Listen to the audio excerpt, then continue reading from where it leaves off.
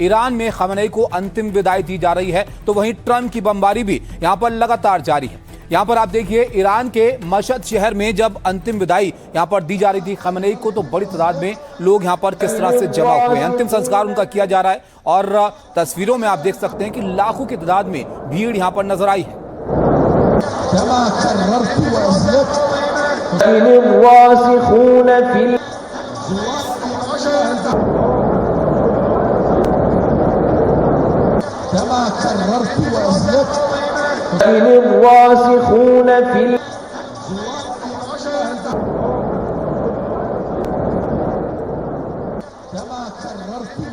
तो ईरान में जब से तनाव की शुरुआत हुई है, तब से इस बात को लेकर सवाल था कि अली खमेनी का अंतिम संस्कार यहां पर कब किया जाएगा। और अब आखिरकार जब अंतिम संस्कार के लिए अंतिम यात्रा उनकी यहां पर निकली, तो सड़कों पर आप ये तस्वीर जरा देखिए किस तादाद में लोग यहां पर जमा हुए हैं, हाथ में झंडे हैं। हालांकि जब इस तनाव की शुरुआत हुई थी तब कुछ और नज़ारा वहां पर था, तब जो भीड़ सड़कों पर मौजूद थी वो वहां के उस वक्त के शासन के विरोध में थी, लेकिन अब सब कुछ यहां पर बदल गया है।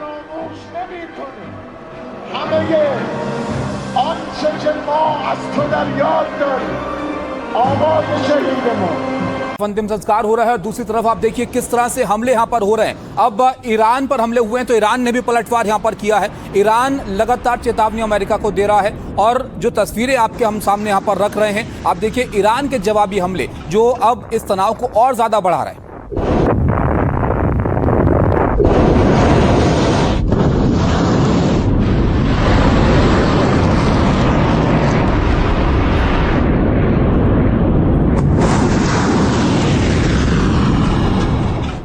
अमेरिका हर उस जगह को निशाना यहां पर बना रहा है जो ईरान के लिए बहुत महत्वपूर्ण है। ये चाबहार पोर्ट ईरान का, जिस पर जबरदस्त बमबारी यहां पर हुई है, अमेरिकी सेना ने यहां पर बमबारी की है और चाबहार पर ये जबरदस्त हमले यहां पर किए गए हैं।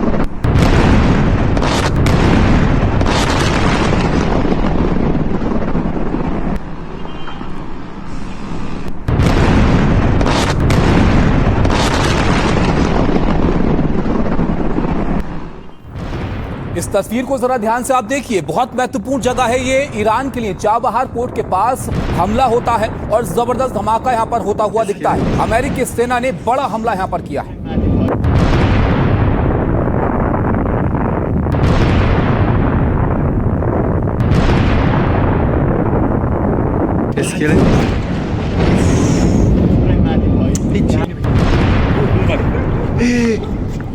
چیز بیا الان صداش میاد.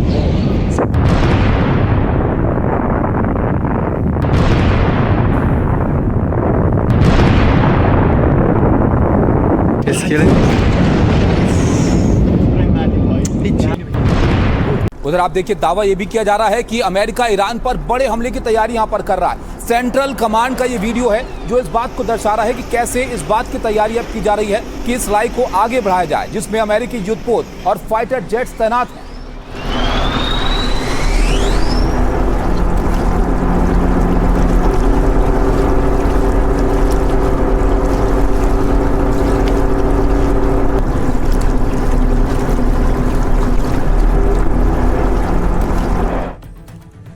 तो देखा आपने किस तरह से एक दूसरे पर ताबड़तोड़ हमले यहां पर हो रहे हैं और ईरान अमेरिका की जो जंग है ये विध्वंसक मोड़ यहां पर लेती हुई जा रही है, क्योंकि अब अमेरिका पर ईरान ने बहुत बड़ा आरोप यहां पर लगा दिया। ईरानी मीडिया का दावा यह है कि परमाणु ठिकाने के पास हमले हुए हैं और अमेरिका ने ईरान के बुशहर परमाणु प्लांट के पास हमला कर दिया। मेहर न्यूज एजेंसी है जिसके मुताबिक वहां पर धमाकों की आवाज सुनाई दी है और अमेरिका ने आज तड़के ईरान के 90 सैन्य ठिकानों पर हमले किए हैं। अमेरिकी सेंट्रल कमांड ने जो दावा यहां पर किया उसके मुताबिक एयर डिफेंस सिस्टम, तटीय निगरानी ठिकाने, मिसाइल और ड्रोन भंडार के साथ ही नौसैनिक ठिकानों को भी निशाना बनाया गया। अमेरिकी फौज ने ईरान के चाबहार बंदरगाह को भी निशाना बना दिया है। हॉर्मुज़गान प्रांत में पोर्ट एरिया से धुआं उठता हुआ दिखाई दिया है और अमेरिकी हमलों से पिछले 2 दिन में आप देखिए 2 दिन में ईरान में 14 लोगों की मौत हो गई है और ईरानी स्वास्थ्य मंत्रालय के मुताबिक 78 से ज्यादा लोग हैं जो इन हमलों में अब तक घायल हो चुके हैं। ट्रंप सेना के हमलों के जवाब में ईरान भी पीछे नहीं हट रहा है। पलटवार के दावे ईरान कर रहा है और खबरें जो आ रही हैं उसके मुताबिक कतर, कुवैत और बहरीन में अमेरिकी सैन्य ठिकानों पर ड्रोन से हमले ईरान ने किए हैं। ईरानी सेना के मुताबिक हमलों में कुवैत के पैट्रियट मिसाइल सिस्टम, कतर के अर्ली वार्निंग सैटेलाइट्स एंटीना को निशाना बनाया गया है, जबकि बहरीन में अमेरिकी सेना के फ्यूल टैंक को टारगेट किया गया। ईरान ने इन हमलों के लिए बड़ी संख्या में ड्रोन का इस्तेमाल किया। इस वक्त मिडिल ईस्ट में बने हुए ईरान अमेरिका के बीच फिर से तनाव यहां पर पैदा कर। लेकिन आप देखिए इस वार पलटवार पर अमेरिका के राष्ट्रपति ट्रंप क्या कह रहे हैं और रूस के प्रवक्ता ने इस पर क्या कहा है। हमने उन पर बहुत जोरदार हमला किया और मेरा कहना है कि वो एक बार हमला करेंगे तो हम 20 के मुकाबले हमला करेंगे। हर बार जब वो हम पर हमला करेंगे तो हम उन पर 20 बार हमला करेंगे और हमने कल रात ऐसा ही किया।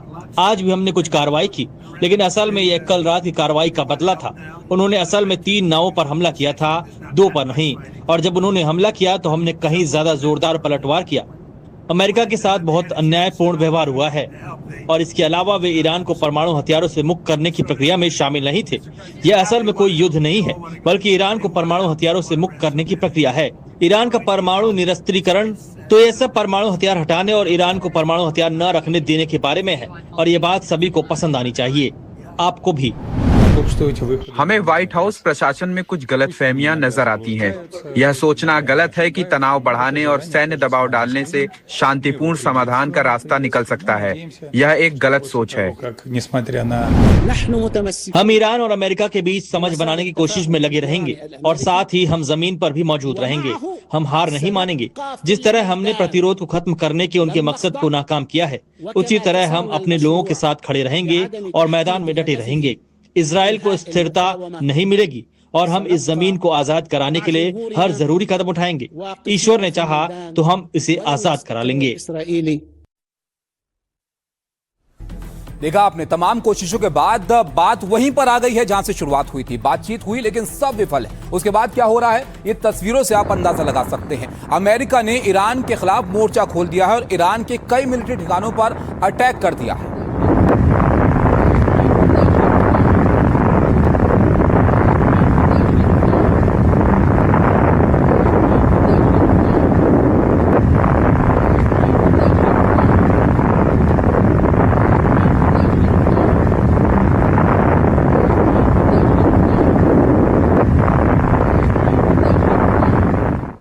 अब जाहिर तौर पर अमेरिका अगर हमले कर रहा है तो ईरान उसका जवाब देगा। कैसे ईरान दे रहा है जवाब, ये जरा आप यहां पर देखिए।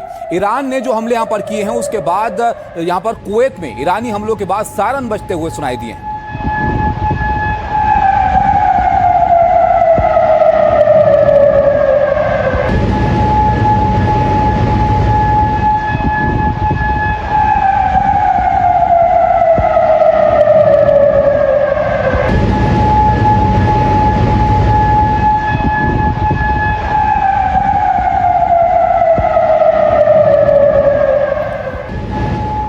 ये सब कुछ वैसा ही है जैसे इस तनाव की शुरुआत हुई थी। अमेरिका हमले करता है, ईरान नजदीकी देश जहां पर अमेरिका के बेस है उनको टारगेट करता है। आप देखिए दोनों के बीच जब वार पलटवार हो रहा है तो फिर से ये हिंसक रूप ले रहा है। ईरान के बुशहर की तस्वीरें आपके सामने हैं। अमेरिका के हवाई हमले के बाद इमारतें जलती हुई दिखाई दे रही हैं।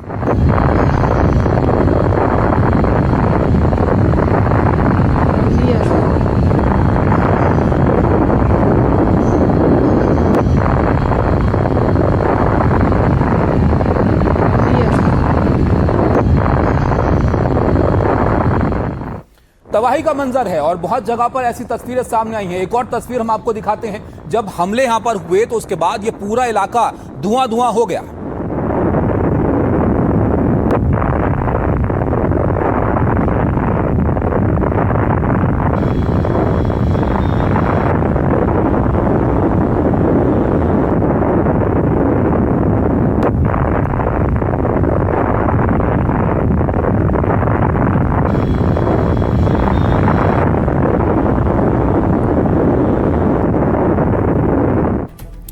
लेकिन सवाल अब यह है कि जो बातचीत की कोशिश हो रही थी उसके बाद अचानक से ऐसा क्या हुआ कि तनाव यहां पर पैदा हो गया। और एक और सवाल यह भी कि अब क्रूड की कीमतों का क्या होगा, क्योंकि स्ट्रेट ऑफ हॉर्मुज एक बार फिर से इसकी एक बड़ी वजह है। चलिए इसको भी जानते हैं और विस्तार से इस पर आपको जानकारी देते हैं। ईरान अमेरिका में हॉर्मुज के चक्कर में सीजफायर टूटा है। जहाजों को निशाना बनाने के आरोप में अमेरिका ने हमले यहां पर कर दिए हैं, तो अब ईरान ने हॉर्मुज बंद करने के लिए धमका दिया है। ईरान धमकाते हुए कह रहा है कि अगर हमले किए तो हॉर्मुज बंद कर देंगे। और ईरान की संसद के स्पीकर हैं मोहम्मद गलीबाफ, उन्होंने यहां पर कहा कि अमेरिका को दादागिरी और वादे तोड़ने की कीमत चुकानी पड़ेगी। अगर आप हमला करेंगे तो आपको जवाब भी इसका मिलेगा। बेकार की कोशिशें अमेरिका ना करे, आप और गहरे दलदल में फंसते चले जाएंगे। ये सीधी चेतावनी अमेरिका को ईरान दे रहा है। हॉर्मुज को अमेरिकी धमकियों से नहीं, हमारी शर्तों पर खोला जाएगा, ये बात उन्होंने साफ कर दी है। उधर ट्रंप के ईरान के नेतृत्व को बेकार बताकर एक बड़ा बयान यहां पर दे दिया गया और कहा कि वो बीमार मानसिकता के लोग हैं और उनसे बात करना बेकार है। डोनाल्ड ट्रंप ईरान के बारे में ये बात कह रहे हैं, तो आप सोचिए फिर बातचीत कहां पर यहां पर जा सकती है। दोनों ओर से होते हमले और तीखी बयानबाजी से तनाव काफी बढ़ गया है और लगातार दूसरे दिन कच्चे तेल के दामों में बढ़ोतरी हुई है। तेल और गैस की सप्लाई पर भी इसका असर पड़ने की आशंका है, क्योंकि इंटरनेशनल मैरीटाइम ऑर्गेनाइजेशन के प्रमुख ने यहां पर कहा कि हॉर्मुज में करीब 350 जहाज हैं और करीब 6000 क्रू मेंबर वहां पर फंसे हुए हैं। भारतीय विदेश मंत्रालय ने बताया कि हॉर्मुज में हमारे 9 जहाज हैं और इन जहाजों पर 198 क्रू मेंबर सवार हैं और सभी वहां पर फिलहाल सुरक्षित हैं।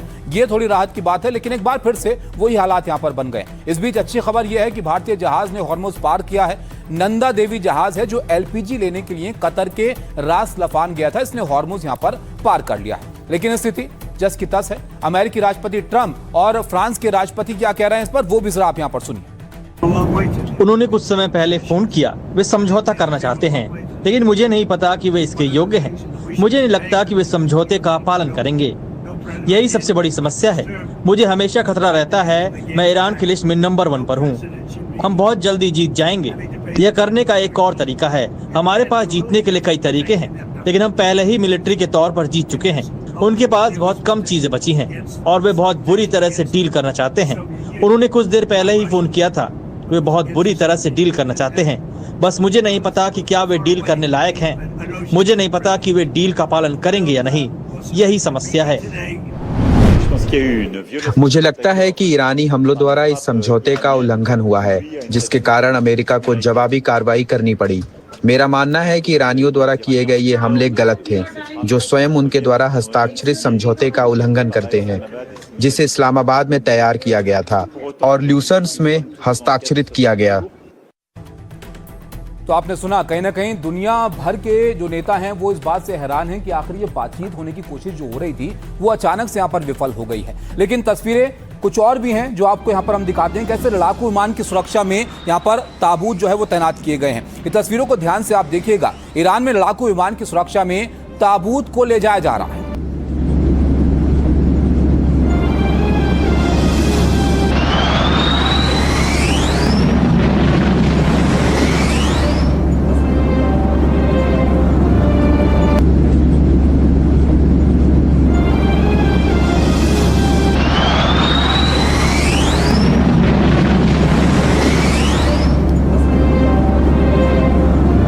तस्वीरें कुछ इस तरह की तस्वीरें हैं जो आमतौर पर नजर नहीं आती हैं। एक ताबूत को ले जाने के लिए लड़ाकू विमानों को सुरक्षा में तैनात यहां पर करना पड़ा है और ये स्थिति इसलिए है क्योंकि अमेरिका एक बार फिर से हमले के मूड में है और तनावपूर्ण हालात यहां पर हो रहे हैं और अली खamenei का जनाजा यहां पर निकलना है और उस ताबूत के लिए कैसे आप देखिए लड़ाकू विमानों से सुरक्षा देनी पड़ रही है।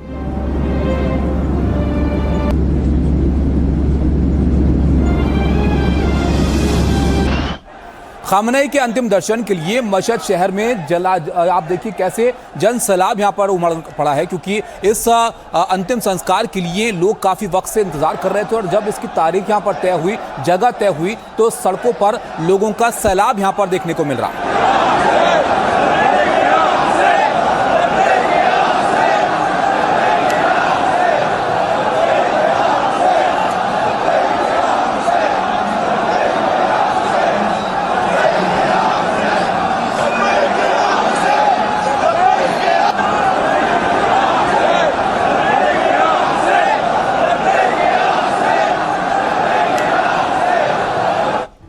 लब्बैक या हुसैन की नारेबाजी हो रही है और जनाजे में शिरकत करने के लिए लोग सड़कों पर उमड़े पड़े हुए हैं और तादाद कितनी है ये अंदाजा लगाना भी यहां पर मुश्किल है। मस्जिद में भी लोगों की भीड़ यहां पर जुटने लगी है।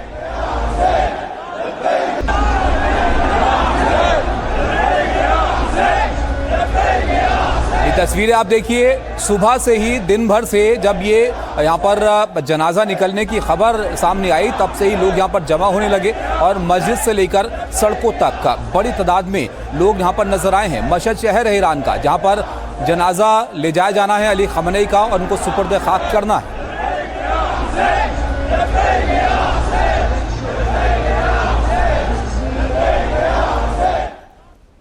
कुछ और तस्वीरें हम आपको दिखाते हैं जिसमें आप देखिए उस दरगाह पर जहां पर उनको दफनाना है। जब खमनेई का ताबूत लाया गया तो लोगों की भारी भीड़ वहां पर मौजूद थी और भावुक लोग यहां पर नजर आए।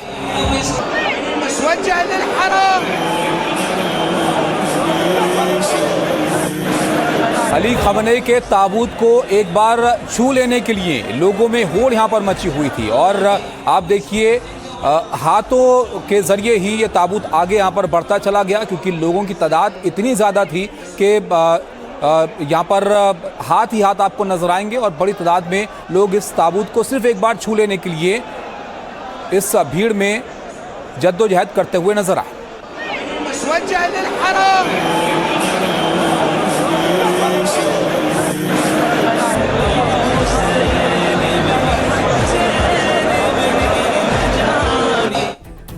तस्वीरें आपने देखी यहाँ पर अली खमनेई का अंतिम संस्कार होना है, लेकिन सवाल यह है कि आखिर खमनेई के अंतिम संस्कार के लिए मशहद शहर को ही क्यों चुना गया। तो चलिए आपको बताते हैं कि इस शहर को ही आखिर यहाँ पर क्यों चुना गया, इसकी अहमियत क्या है। मशहद आज ईरान का दूसरा सबसे बड़ा शहर है। मशहद का मतलब होता है शहीद होने की जगह, जो शिया मुसलमानों के एक इमाम से जुड़ी हुई है। वो पैगंबर मोहम्मद के वंशज इमाम रजा हैं।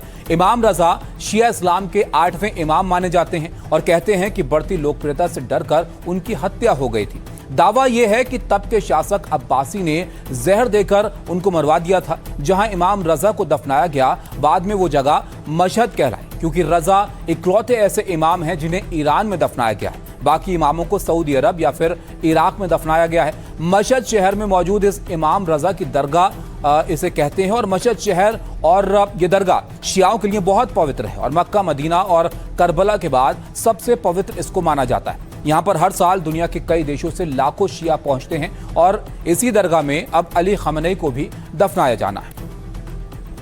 लेकिन आप देखिए, खमनेई के अंतिम संस्कार के बीच अमेरिकी सेना ईरान पर बम बरसा रही है। इन हमलों पर अंतिम संस्कार में आए लोग क्या कह रहे हैं वो भी आपको दिखाते हैं।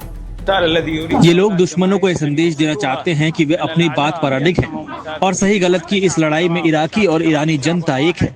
इराकी लोग सही पक्ष और इस्लामिक रिपब्लिक के साथ एकजुट है। ईश्वर ने चाहा तो वे दुश्मनों के गले पर एक हाथ और एक तलवार बनकर खड़े होंगे। इराक की जनजातियां और खासकर करबला की जनजातियां महान अयतुल्लाह अली खामनेई के अंतिम संस्कार जुलूस में शामिल हो रही हैं। उन्होंने इस्लाम और इस्लामी दुनिया के लिए बहुत कुछ किया है। वे वैश्विक अहंकार और अमेरिका इजराइल के हमलों के खिलाफ डटे रहे। उन्होंने सभी उत्पीड़ित देशों का समर्थन किया, अंततः शहादत प्राप्त की। जैसा कि इमाम हुसैन ने कहा था, खून तलवार पर भारी पड़ा, खून की तलवार पर जीत हुई और आज सैयद खामनेई विजेता है। उन्होंने इस्लाम के सिद्धांतों को स्थापित किया। तो आपने देखा, बड़ी तादाद में खमनेई के जनाजे में शामिल होने के लिए लोग पहुंचे हैं, लेकिन मशहद लाने से पहले कुछ और शहरों में भी उनके जनाजे को ले जाया गया। अब जरा ये तस्वीरें आप देखिए, करबला की हैं, जहां पर खमनेई के लिए किसी तादाद में भीड़ यहां पर जमा हो गई। इस दौरान भी उन्हें अंतिम विदाई देने के लिए लाखों लोग यहां पर पहुंचे और इराक के करबला में भी कुछ इसी तरह का मंजर देखने को मिला।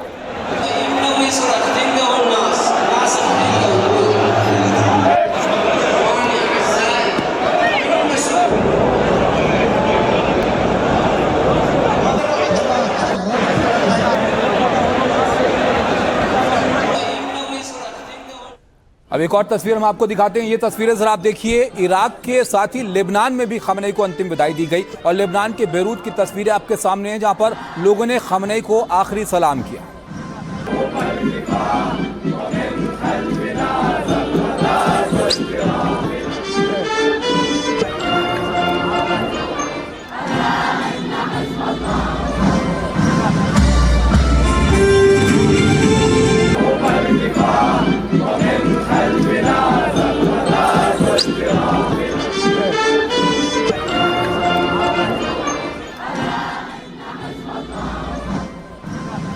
जब ईरान के सुप्रीम लीडर रहे खamenei अंतिम सफर पर थे तो ईरान से लेकर इराक तक उनके जनाजे में भारी भीड़ उमड़ रही थी। लेकिन जब मशहद में खamenei को सुपुर्द खाक करने की तैयारी थी तब तेहरान समेत कई प्रांतों से वहां लाखों लोग पहुंच रहे थे और तभी अमेरिका ने सीज फायर खत्म करके ईरान पर धावा बोल दिया।